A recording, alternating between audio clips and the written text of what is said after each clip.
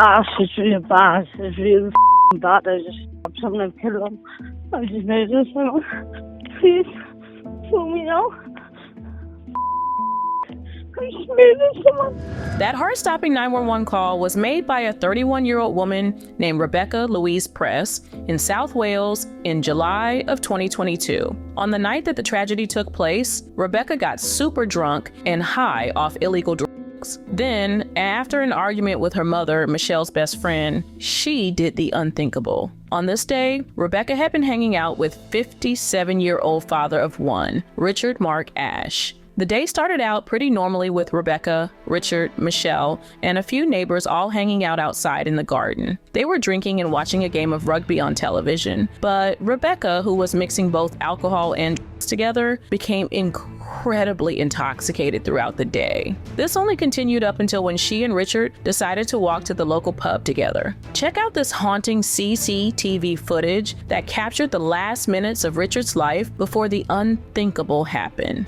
Both Rebecca and Richard seem to be calm and in good spirits as they make their way down the street, but it won't be long before things take a disturbing turn. Once at the pub, Rebecca would become enraged at Richard after he supposedly locked her in the bathroom. Around this time, Richard must have decided to remove himself from the situation because he heads back to Michelle's house, leaving Rebecca at the bar. But Rebecca wasn't calming down. Instead, her anger was growing and she was desperate to get revenge. She followed Richard back home from the bar, and at that point, an argument broke out between Rebecca and her brother. Richard attempted to intervene once Rebecca started getting violent with her own mom, even headbutting her and attempting to kill her. But when it became clear that Rebecca wasn't backing down, he knew it was time to call the cops. He dialed 999 and reportedly said to them, "It's all kicking off here at the moment. I'm at my neighbor's house. There are two people who are not wanted in here, and they have assaulted people." But sometime before the cops arrived at the home, Rebecca grabbed a knife from the kitchen and stabbed it into Richard's heart, seemingly only because she was mad that he had tried to intervene. Due to the amount of blood loss he suffered, Richard would go into cardiac arrest and pass away before help could arrive on the scene. Immediately after stabbing Richard, Rebecca reportedly burst into her mother's room and told her she had just stabbed her best friend. Rebecca then ran outside and hid and made the phone call to her ex, Ashley Allen, saying, "I just murdered someone." Rebecca was arrested and brought into custody a short time later, charged with Richard's murder. She initially pleaded not guilty and said that it was Richard who got aggressive with her and that she'd acted in self-defense. She said she hadn't wanted to kill him, but had to do what she could to save her own life. Rebecca went to trial, and during that time, the evidence against was clearly becoming more and more overwhelming. She must have realized that there was no way the jury would ever believe her self-defense excuse. So she changed her plea to guilty and was eventually sentenced to life in prison with a minimum of 20 years. Hey, I just want to ask a question. Why have you been arrested for something I didn't do? You haven't been arrested, mate. Oh. No. Sorry. Holy shit.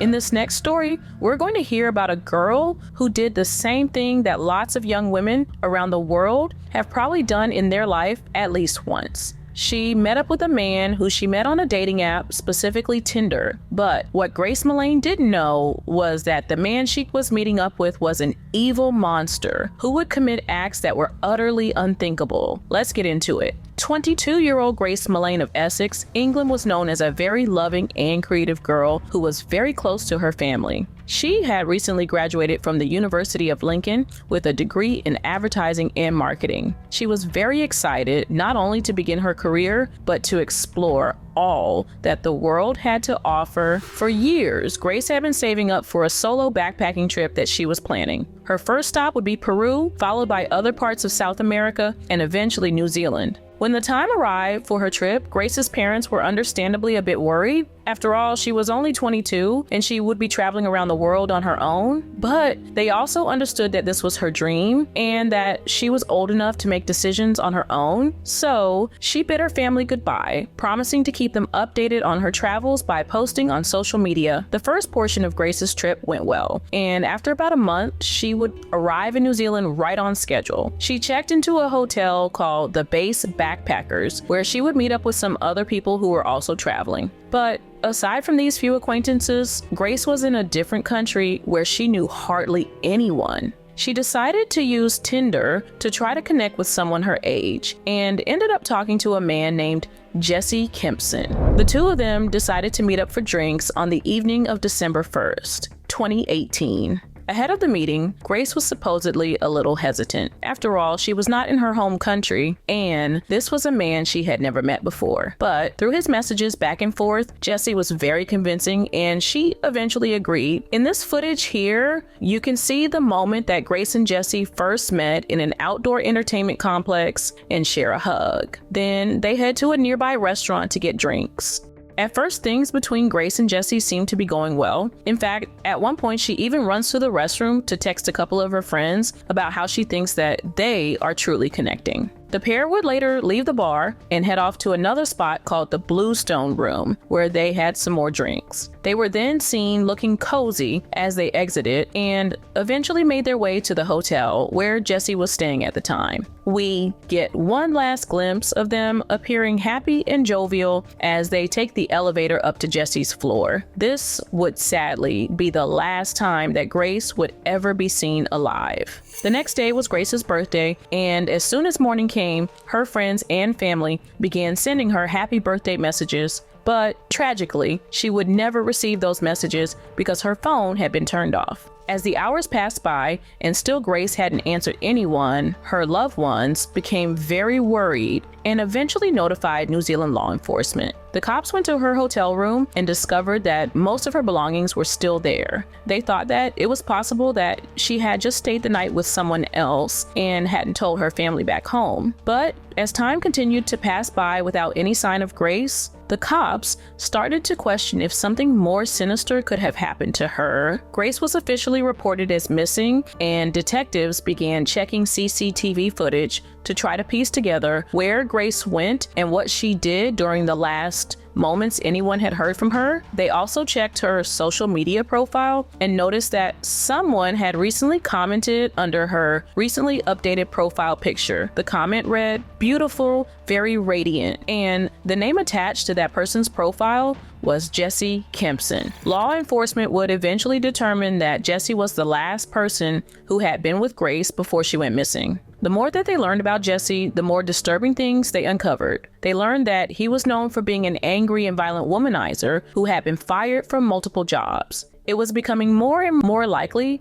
that Jesse may have killed Grace. On the day that Grace was first reported as missing, Jesse was seen leaving his hotel room and going to a nearby supply store. At that supply store, Jesse bought a large suitcase which he would later wheel back to his hotel room. Later that day, Jesse would leave his hotel room again, this time to go to the supermarket. While there, he purchased a variety of suspicious items including bleach, rubber gloves, and other cleaning supplies. He would later leave his hotel once again, and this time he was caught on camera inside of a taxi. As you can see, he looks pretty stressed out. Jesse would travel to a rental car company where he would pick up a red Toyota Corolla and drive it back to his hotel. He would later be seen in the elevator with the large suitcase that he had purchased earlier. The cops believe that at this moment, it wasn't luggage that Jesse was carrying in that suitcase, but Grace's body. It is believed that at this point, Jesse moved Grace's body into the rental car. He then drove to yet another store and bought a shovel. It is clear what it is that he is planning at this point. At that point, Jesse disposed of Grace's body. 4 days went by as the cops continued to look into the evidence they would need to catch Grace's potential killer. At this point, they knew that Jesse's hotel was the last place that Grace had been seen alive, so they arrived at the hotel to question him. In a bizarre twist, Jesse was actually arriving at the hotel at the same time that the cops got there. As soon as Jesse saw the cops in the hotel lobby, he tried to walk away, and as soon as the cops spotted him, they chased him. Jesse was brought in for questioning, and the cops asked him about his whereabouts on the day that Grace went missing. How did the evening pan out? Yeah, pretty good. Clearly, he is pretty nervous and he has reason to be. He is currently the cops' #1 suspect, but they don't yet arrest him. They give him time to stew, and then they talk to him again a couple days later. You've indicated that you're willing to speak to us about the events of last Saturday. Is that correct? Yes. Tell me what happened last Saturday. From the beginning. Did you kill Grace Mullane? Okay. Jesse Kempson, you're under arrest for the murder of Grace Mullane. Jesse was officially arrested and charged with Grace's murder, but he continued to deny that he had anything to do with her death and said that she died as a result of an accident while they were having consensual relations. He further said that Grace liked bondage and and that was how she had died. The day after Jesse's arrest, Grace's body was found in a nearby mountain range. It was clear that she had been strangled to death. Despite initially pleading not guilty, Jesse would eventually change his plea to guilty ahead of his trial. He was convicted and sentenced to life in prison with a no parole period of 17 years. Even after all this time, it's not clear what motive Jesse had for killing Grace. It's also not clear if he planned this ahead of time or if it was something that happened in the moment. But either way, he is now in a place where he will never be able to hurt another innocent person ever again.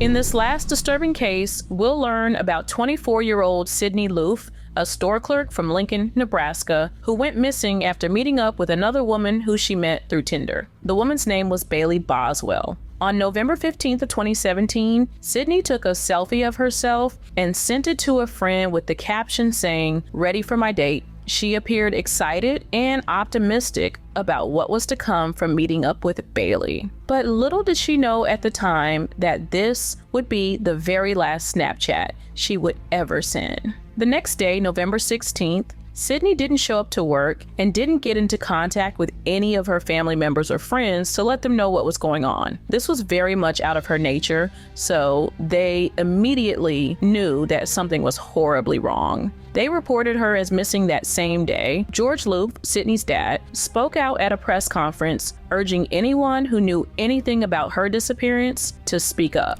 Thank you for all of your prayers, and in my opinion, someone knows something. Please do the right thing. The cops knew that Bailey was likely the last person that Sydney spoke to before her disappearance. They also knew that Bailey and Sydney had messaged back and forth over 100 times before meeting up in person. The last message that Sydney had sent to Bailey was to let her know that she was outside, waiting for her for their date. As the search for Sydney continued, Bailey had already left town. Now, even though Bailey had been using Tinder to hopefully start a relationship with another woman, she actually was already in a relationship with a man. This man was 51-year-old Aubrey Trail, and on the night that Sydney thought she was going out on a date with just Bailey, she ended up meeting Aubrey as well. While the cops were very interested in speaking with both Aubrey and Bailey, the couple were already miles and miles away. However, the cops did get a search warrant that allowed them to search the basement apartment that Bailey and Aubrey shared. In it, they would notice a very strong smell of bleach, which suggested that chemicals had likely been used to clean up some sort of a mess. This was already a pretty concerning sign of what might have gone down in this apartment with Sydney. Meanwhile, as Bailey and Aubrey continued to be on the run, they began posting some bizarre videos on social media where they defended themselves against some of the rumors about them. Bailey basically said that while she did see Sydney the night of her disappearance, she didn't have anything to do with what happened to her. I guess I just want the family to know that I'm truly sorry and I didn't have anything to do with this, and I hope that Sydney is found very soon. She is a sweet, amazing girl. I don't know. Babe, do you have anything else to say? I hope also that Sydney's found soon. We wish the family the best. We're sorry you're going through this. I mean, no disrespect to anyone. I wish Sydney the best. In another clip, Bailey said that she and Sydney had done together and then drove around for a while before she eventually dropped her off at a friend's house. She said that the two of them had arranged to meet up later on to go to a casino, but claimed she hadn't heard from her since. Later on, Aubrey would record his own video and posted it online. In this video, he denied reports from the news that said that he and Bailey hadn't been cooperating with the police. He said that in reality, they had been in contact with the cops. Hi folks, Aubrey Trail here. Few things I want to talk about. I've been watching all day. I just watched the news, that's why I'm making this. First thing I want to clarify is the news just reported that our contact with the police in Lincoln never took place. Well, let me assure you that it did.